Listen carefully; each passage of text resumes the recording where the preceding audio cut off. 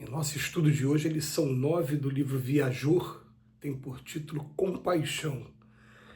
Quando te ergueres em prece ao coração augusto e misericordioso do Pai Celeste, não ouvides que ao redor dos teus passos ecoam as súplicas de milhões de seres implorando-te compaixão. Anota-lhes o tom de expectativa e de angústia e não desdenhes auxiliar. Aprende a guardar na acústica da própria alma a essência divina do amor infatigável, para que a paciência e o sorriso te ensinem a recolher sem alarde, sem queixa, todos os impactos do alheio sofrimento. Veste cada dia a túnica do entendimento e encontrarás por toda parte a ignorância e a penúria, rogando-te amparo e compreensão. Observarás a dor de mil faces, estendendo-te as mãos à procura de migalha de fraternidade e carinho. Aqui mascara-se na forma de delinquência naqueles que não tiveram nas lutas oportunidades de educação. Adiante surge na roupa espinhosa do desespero que se acolhe os companheiros em provas amargas. Ali aparece-te com a fantasia da ilusão em todos os que não se apercebem da sua condição de usufrutuários da terra. E mais além, destaca-se nas chagas da aflição dos que despertam sobre a responsabilidade do ouro e do poder. Seja com quem for e seja onde for, compadece-te, ampara sempre. Observa que a própria natureza em todos os lugares é um apelo vivo à tua misericórdia para que a vida alcance os fins a que se destina.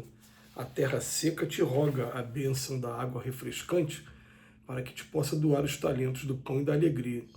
A árvore clama por teu devotamento a fim de produzir quanto deve em teu próprio benefício.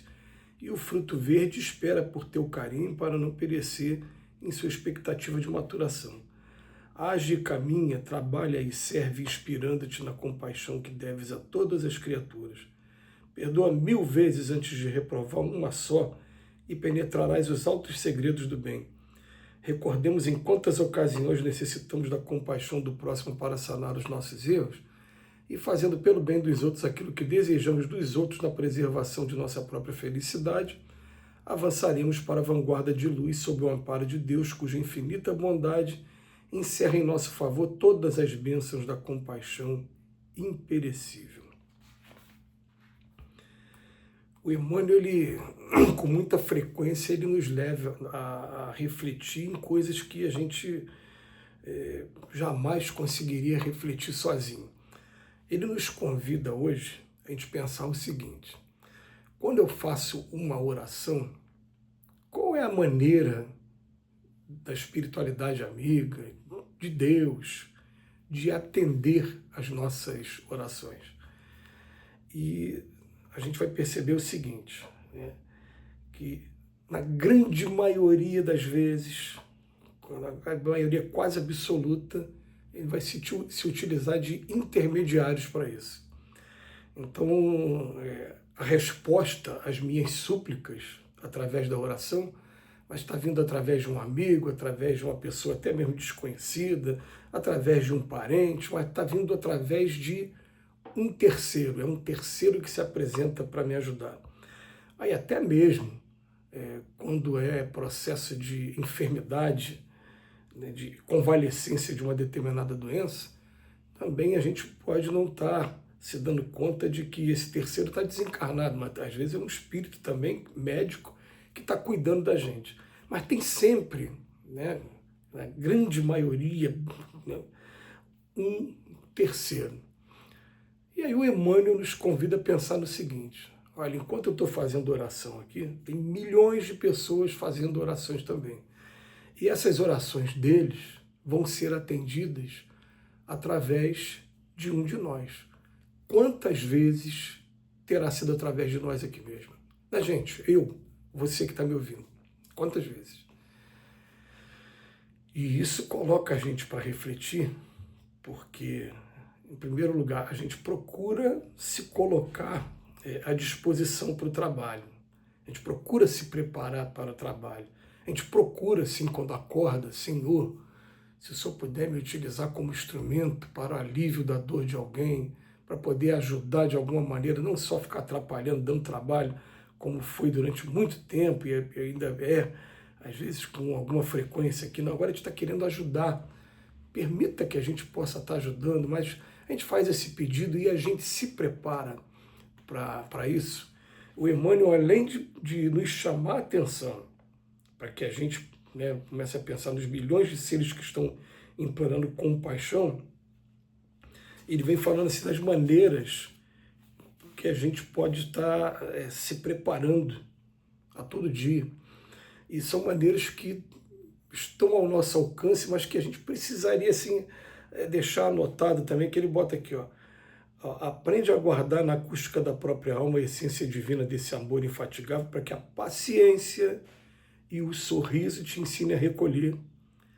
Então, em primeiro lugar, eu ter paciência e ter um sorriso, a alegria também, para eu recolher sem alarde, sem queixa, esses impactos do sofrimento alheio. Porque muitas das vezes a gente olha assim, eu quero, me ajuda, aparece uma pessoa atrapalhando, eu quero que tire essa pessoa do meu caminho e quero ajuda. Puxa, mas muitas das vezes a ajuda virá quando eu colocar minha energia aqui também para ajudar essa pessoa que eu estou achando inconveniente, chata aqui no momento. Aqui está a fórmula, o segredo, né? Se eu tiver paciência e até o sorriso de recolher esse impacto do sofrimento alheio. Aí ele bota para a gente, veste a túnica, essa roupa do entendimento, e você vai encontrar por toda parte ignorância e penúria, pedindo da gente amparo e compreensão.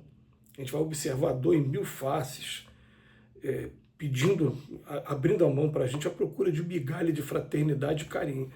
Aí quando fala de migalha de fraternidade e carinho, a gente pensa logo nas pessoas que estão passando por situações difíceis no campo material, mas a gente esquece também do campo moral, e o Emmanuel faz questão, mais uma vez, de dizer para a gente que, olha, todos estamos passando por situações bem duras, inclusive, olha só, aqueles que estão nas chagas da aflição, daqueles que despertam sobre a responsabilidade do ouro e do poder.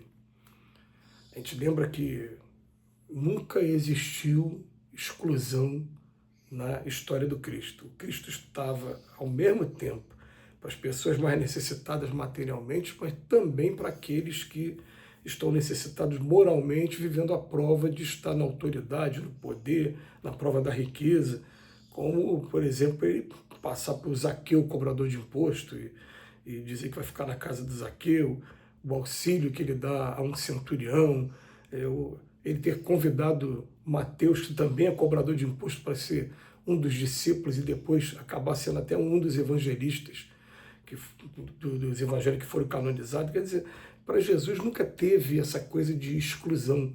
E a gente vai perceber que muitas das vezes a pessoa que está vivendo a prova da autoridade, a prova do poder ou a prova da riqueza, o que precisa, na verdade, é de pessoas realmente amigas que estejam do lado, porque ela acaba acostumando tanto com pessoas que só estão interessadas no patrimônio, que aquilo deixa a pessoa um pouco fria e até incrédula com relação à amizade, selecionando menos amizade cada vez mais.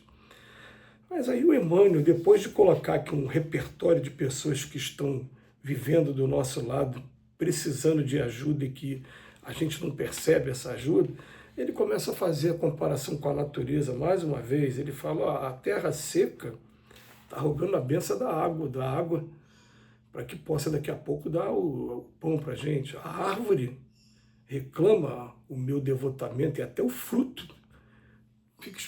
O meu cuidado, contando com o meu cuidado para amadurecer, para poder ser digerido. Então ele fala, age, caminha, trabalha e serve, mas vamos colocar assim a compaixão. E a compaixão, às vezes, das pessoas mais próximas da gente.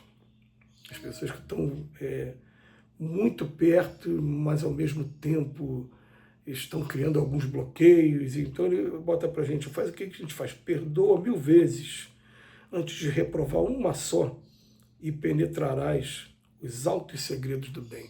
Quando eu aprendo a perdoar no fundo do meu coração, eu começo a penetrar os altos segredos do bem e começo de alguma maneira a me colocar no lugar da pessoa para poder tentar ajudar essa pessoa. E recordemos em quantas ocasiões a gente também necessita de compaixão. Então que a gente possa estar exercitando a compaixão com essa orientação preciosíssima do Emmanuel. Que Jesus nos abençoe hoje e sempre.